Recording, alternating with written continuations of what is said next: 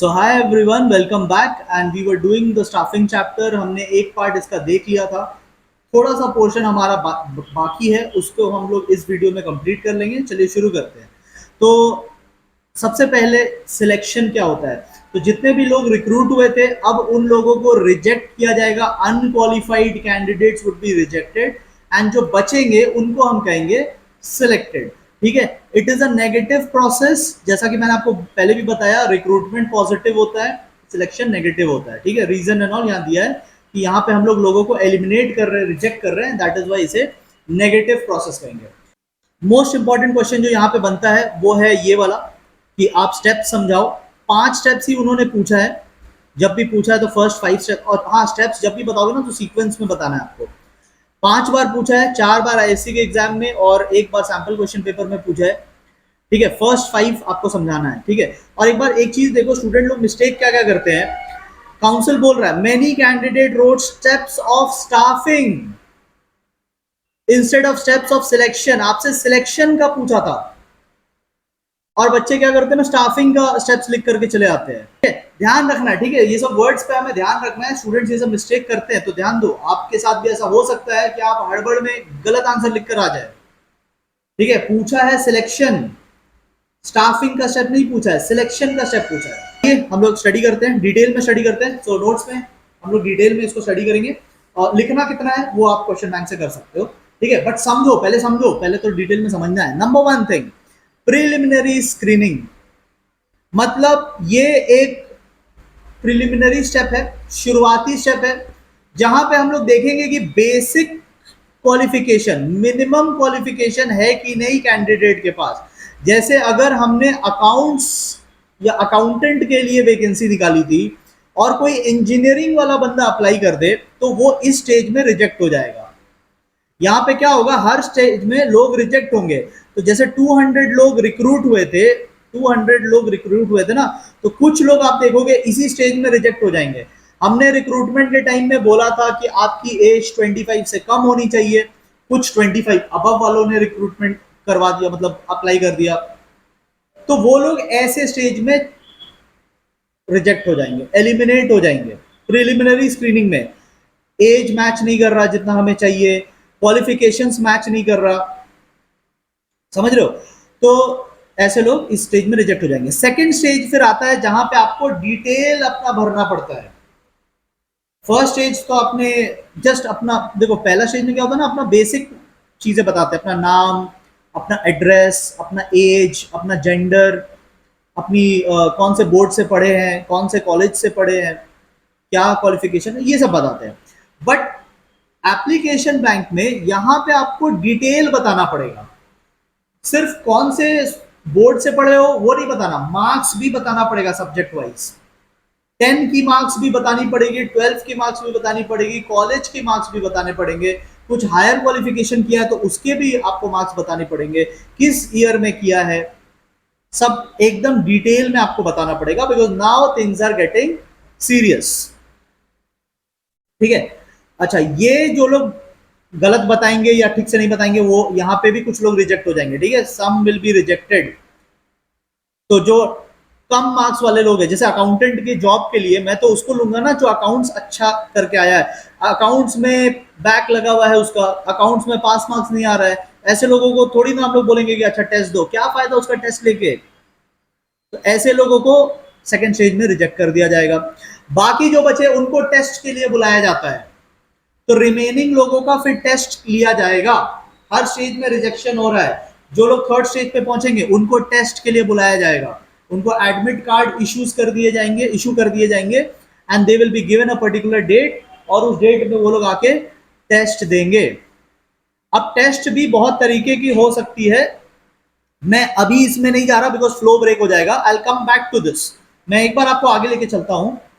I will come back to this because अभी test समझाने में फ्लो ब्रेक हो जाएगा। तो अभी आप बस इतना समझो कि पहले हमने प्रिलिमिनरी स्क्रीनिंग किया, मिनिमम क्वालिफिकेशन देखा है कि नहीं, फिर लोगों का डिटेल लिया। डिटेल में कुछ लोग छट जाएंगे क्योंकि अच्छा डिटेल नहीं होगा उनका। उसके बाद हम उन्हें टेस्ट के लिए बुलाएंगे। टेस्ट अलग अलग टाइप्स के होते हैं, I will come back to this. Test अलग अलग टाइप के होते हैं। अच्छा, टेस्ट दे देने के बाद नेक्स्ट स्टेप क्या है, इंटरव्यू। ओके, टेस्ट जो लोग क्लियर कर लेंगे, कुछ लोग रिजेक्ट हो जाएंगे, बाकी लोग जो आगे जाएंगे उनका होगा इंटरव्यू। अब उनको एम्प्लॉयमेंट इंटरव्यू के लिए बुलाया जाएगा। क्वेश्चंस हर तरीके के हो सकते हैं, जॉब रिलेटेड, जैसे अकाउंट्स का जॉब है तो अकाउंट्स वाले क्वेश्चन पूछे जाएंगे आपसे, और कुछ जनरल क्वेश्चन भी पूछे जाएंगे। जनरल क्वेश्चन जैसे कि अपनी स्ट्रेंथ बताओ, अपनी वीकनेसेस बताओ, ठीक है ना। आपने सोशल मीडिया पे भी देखा होगा, कुछ इंटरव्यूज के वीडियोस आते रहते हैं, तो वैसे वैसे टाइप के क्वेश्चंस आपसे पूछे जाएंगे, ठीक है। इससे कैंडिडेट की पर्सनालिटी पता चलती है, ठीक है, आप कैसा आंसर दे रहे हैं, कैसे आप माइंडसेट रखे हैं, तो वो सब पता चलता है। और इससे क्रॉस चेक हो जाता है कि आपने जो फॉर्म में बोला था कि आप, लेट्स से आपने बोला था कि आप बहुत अच्छे पोएट हैं, और फिर उन्होंने बोला कि चलो कोई पोएट्री सुनाओ, और आप बता नहीं पाए, तो वो समझ जाएंगे कि आप झूठ बोल रहे हैं। या आपने उसमें लिख के रखा था कि आपको ट्रैवलिंग का बहुत शौक है, और वो आपसे पूछेंगे कहाँ कहाँ गए हो, आप बोलोगे कि कहीं नहीं गए अभी तक, शौक है बस, गए नहीं है। तो वो समझ जाएंगे कि मतलब आप झूठ बोलते हैं, ठीक है। तो next step is interview. Interview में वो आपको जज करेंगे, कुछ लोगों को रिजेक्ट कर दिया जाएगा, बाकी जो बचेंगे वो आगे जाएंगे मेडिकल टेस्ट के लिए। बहुत जरूरी है, क्योंकि कुछ लोगों को बीमारी होती है और वो बीमारी आके स्प्रेड कर सकते हैं सबको। तो सीरियस बीमारी जिन लोगों को होती है, ठीक है, तो वो स्प्रेड हो सकता है, एंड इससे पूरा ऑर्गेनाइजेशन को इम्पैक्ट पड़ सकता है।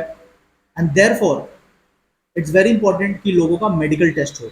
गवर्नमेंट जॉब्स में तो होता ही है, प्राइवेट जॉब्स में भी कहीं कहीं पे होता है, ठीक है। बहुत हैवी नहीं, ब्लड प्रेशर चेक करेंगे, शुगर लेवल चेक करेंगे, ठीक है, आपकी हार्ट रेट नॉर्मल है या नहीं, वो सब सब चीजें चेक करेंगे। आपको कोई फैलने वाली बीमारी तो नहीं है, ऐसी चीजें चेक होगी, ठीक है। अच्छा, ये सब भी हो गया। अब अगर जिनको बीमारी है उनको छोड़ दिया जाएगा, उनको रिजेक्ट कर दिया जाएगा, कमजोर दिल वाले आगे नहीं जाएंगे, ठीक है। बाकी लोग आगे जाएंगे और उनका किया जाएगा रेफरेंस या फिर बैकग्राउंड चेक।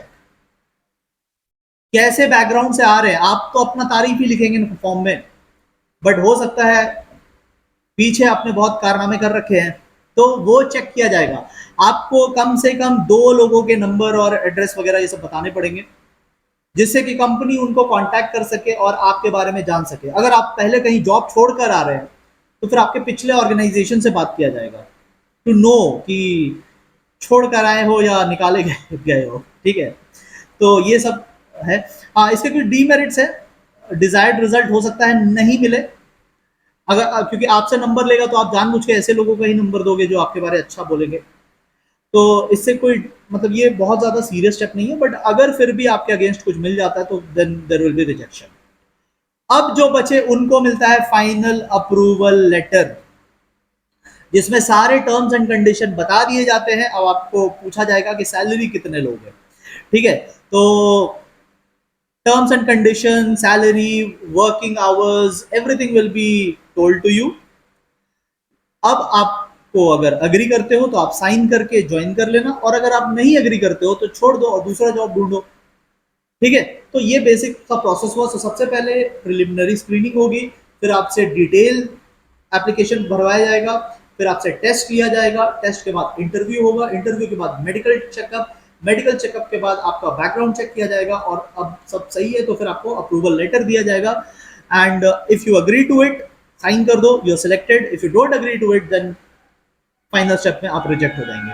तो इसी चीज को क्वेश्चन बैंक में मैंने उतना ही लिख कर दिया है जितना आपको लिख करके आना है। 5 अगर है तो बस इतना लिख करके आओगे, और ध्यान से सिलेक्शन पूछा है तो सिलेक्शन ही बता कर आना, स्टाफिंग का स्टेप बता के फिर घर में आके खुश होने से कोई फायदा नहीं, ठीक है। बहुत स्टूडेंट के साथ ऐसा होता होगा, उनको लगता होगा हमने तो बहुत लिखा बट हमें मार्क्स ही नहीं मिला। इस रीजन से नहीं मिला बिकॉज लिख के कुछ और आ जाते हैं, ठीक है। तो दूसरों की गलती से सीखिए, दूसरों की गलती से, अपने गलती करने की जरूरत नहीं है, दूसरों की गलती पढ़ो कि क्या गलती करते हैं वो लोग।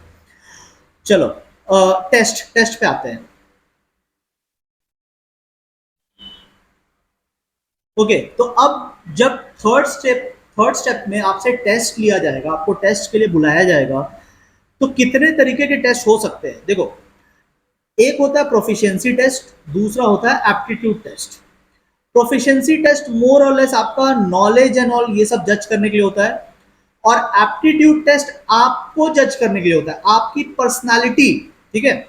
आपकी पर्सनालिटी, ये जो सेकंड वाला है ना, ये एज अ पर्सन आप कैसे हैं वो जजमेंट के लिए होता है। और पहला वाला जो है, जो सब्जेक्ट का आप टेस्ट देने जा रहे हो ना, तो ये सब्जेक्ट रिलेटेड होता है। तो पहला वाला सब्जेक्ट रिलेटेड टेस्ट है, दूसरा वाला आपसे रिलेटेड टेस्ट है, पर्सन से रिलेटेड टेस्ट है। आओ देखते हैं।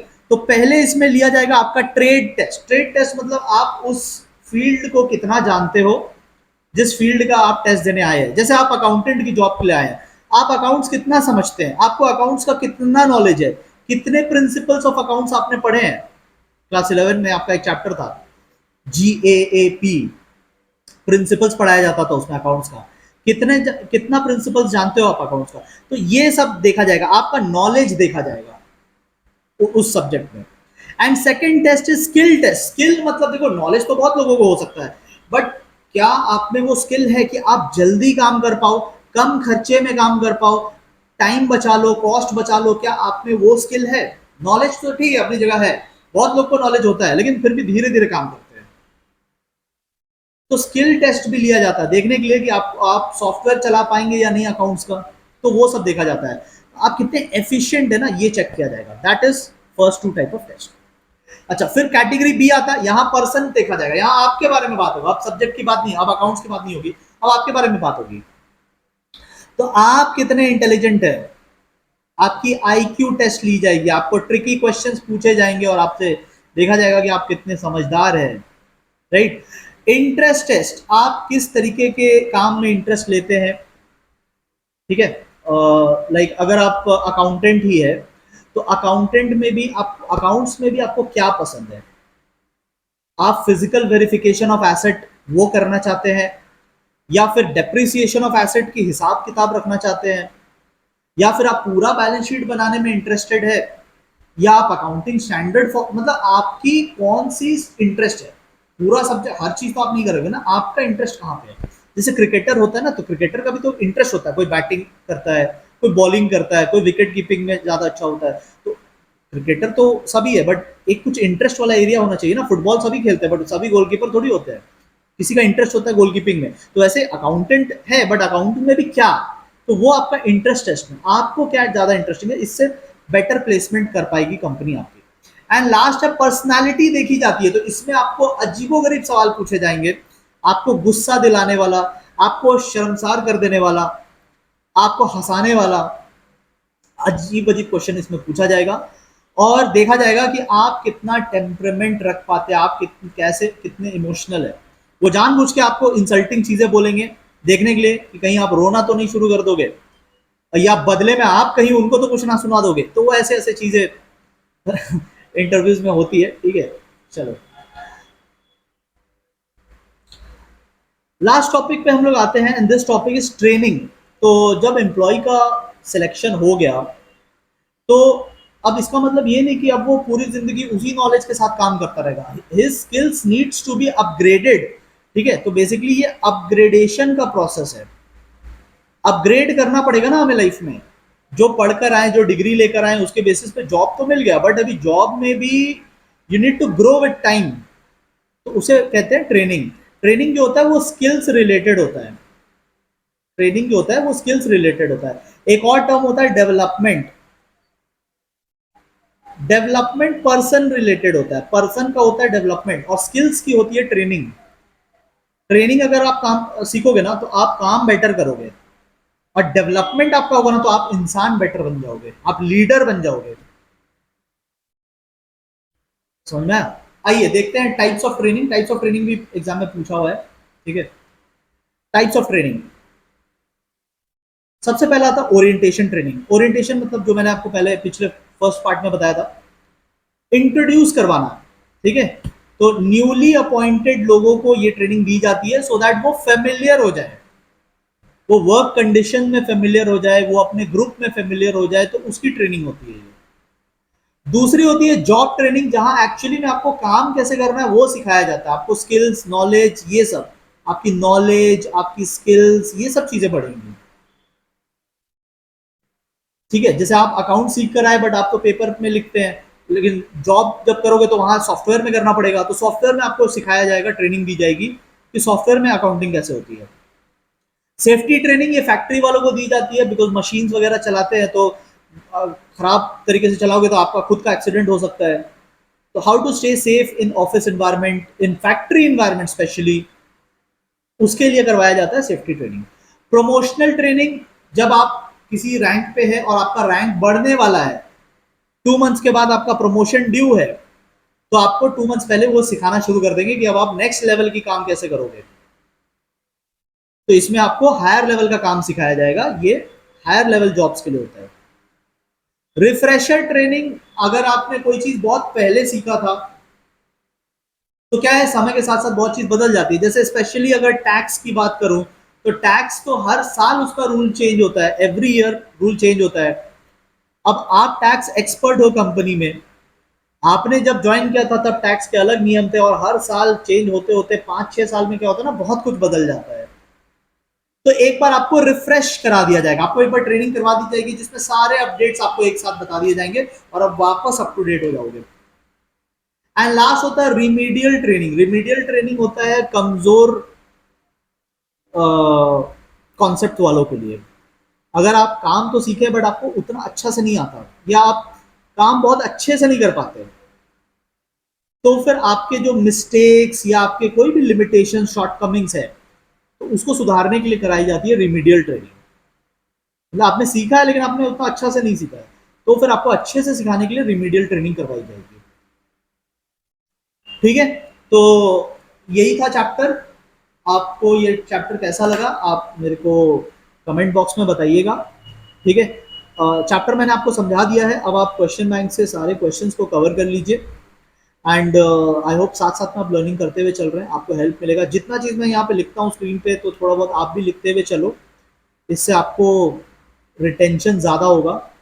ठीक है, we will meet very soon with next chapter. Directing हमारा अगला चैप्टर होगा, तो डायरेक्टिंग चैप्टर के लिए हम लोग बोलेंगे। ठीक है, till then take care everyone.